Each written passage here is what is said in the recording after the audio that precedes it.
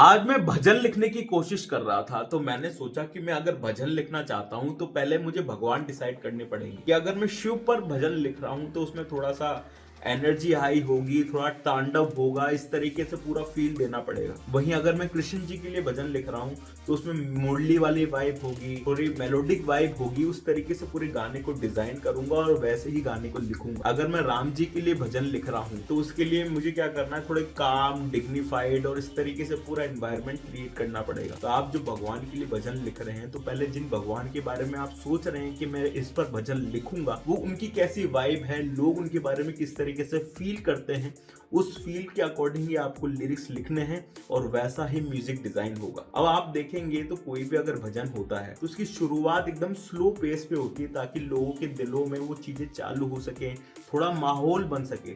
तो आपको slowly pace बढ़ाना होता है। तो शुरू में आप एकदम नॉर्मल वे में भजन को लिखें और उसको वैसे ही गाएँ और आखिरी में जैसे ही अगर गाना खत्म हो रहा होता है या गाने का मेन पार्ट जब आ रहा होता है, तो आप अपनी एनर्जी बढ़ा सकते हैं। मतलब आपको शांत रस से भक्ति रस की तरफ जाना है, स्लो टू फास्ट जाना है। वैसे ही आपको भजन को लिखना है और वैसा ही म्यूजिक डिजाइन करना है। तो आप अगर देखेंगे कि गाने के अंदर अंतरा और मुखड़ा हो, तो मुखड़ा वो पार्ट होता है जिसको 5 साल का बच्चा भी गा सके और 50 साल का बूढ़ा भी गा सके। जैसे सब जग में तेरो नाम, हे राम।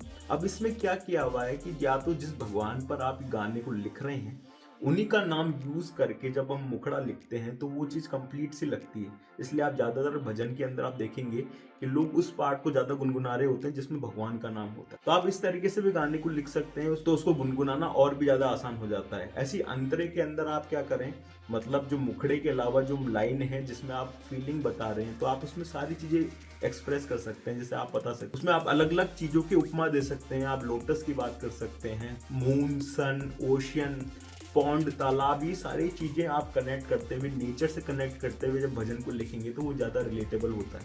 क्या चीज आपको नहीं करनी है, अगर अब आपका भजन रैप नहीं है, तो रैप वाली बातें इसके अंदर बिल्कुल मत करें। मतलब आप उसमें कोई फ्लैक्स ना करें, अग्रेसिव वर्ड यूज ना करें, गालियां तो बिल्कुल ही यूज नहीं कर सकते हैं।